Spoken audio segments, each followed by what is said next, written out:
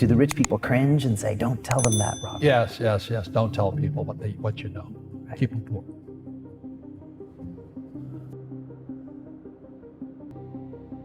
My father was the head of education, PhD, all that stuff. I go home and ask him, said, why don't we learn about money in school? And he looked at me and says, because the government doesn't let us teach that subject. Government tells us what we can teach and what we can't teach. And I thought that was strange. And I said, but aren't we going to school to learn about money? He says, no, your job is to get a job. I said, but you get a job to earn money. He goes, no, you're supposed to just get a job. I went, no. Isn't the purpose of a job to earn money? He goes, you're correct. I said, so why don't I just learn about money? I can skip the job part, you know? And he got flustered and he said, if you want to learn about money, why don't you ask your best friend's father about money? And I said, why? That's Mike. So why ask him? He says, because Mike's father is an entrepreneur. And I said, what are you? He says, I'm an employee. I'm a government employee. I went, oh, what's the difference? He says, the difference is an entrepreneur must know about money, or they're no longer entrepreneurs. And he says an employee doesn't have to know anything about money, because the government will take care of them, the company will take care of them. So I'm all confused. But I took my dad's advice and I trundled over to Mike's father's office and knocked on his door and I said, hey, I'm here, 9 years old.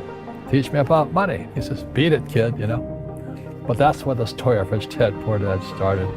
And finally, through persistence, my rich dad started teaching me about money on one condition. And that condition was he would never pay me.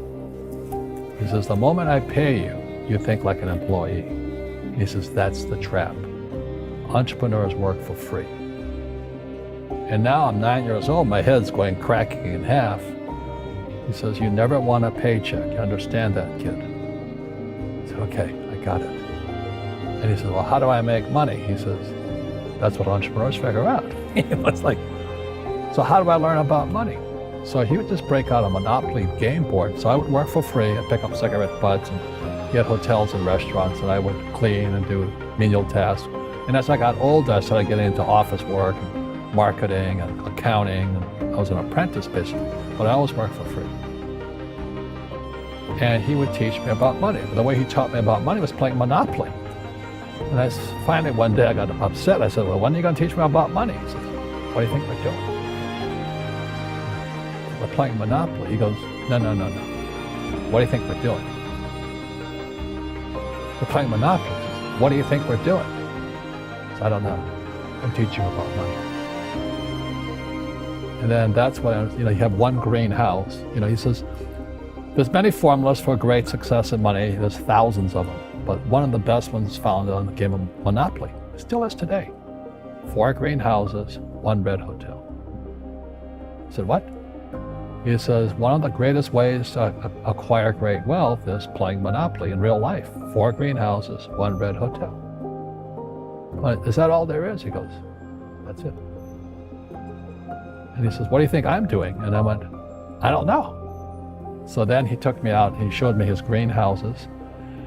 And 10 years later, when I was 19, I was now in school in New York, and I come back to Hawaii, and Rich Dad had bought the biggest piece of land smack dab in the middle of Waikiki Beach. And when you go to Waikiki Beach today, you'll see the Hyatt Regency Hotel. That was his hotel. Just like the game of Monopoly. Just like the game of Monopoly. Acquired assets and they became bigger assets. He just kept what's called an assemblage, because that property wasn't that big at that time. So he had to buy out all the small guys. Because Waikiki was a little dirt water little town. So he'd buy out this shop owner and buy that shop owner. And it took him a while, but he finally assembled this large piece of property. And then he and Hyatt put up this giant hotel. And it just sold for $800 million. So that's how I learned about money.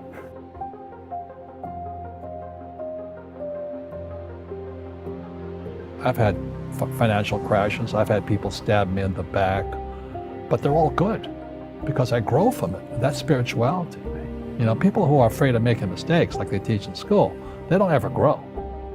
Because spirituality is there's good and there's bad, there's right and there's wrong, there's up and there's down. Most people only want to be right, they only want to be positive. Well, you can't have that, that's not reality.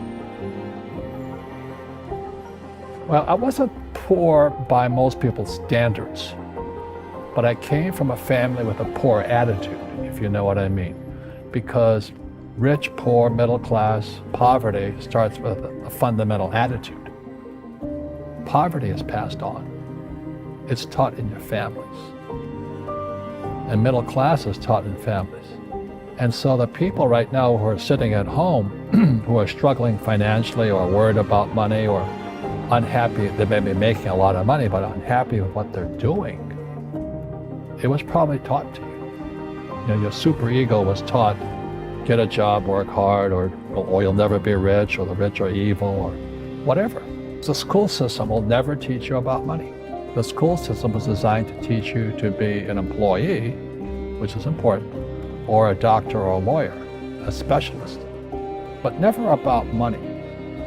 And what most people lack is real business knowledge, like accounting, like debt, like taxes.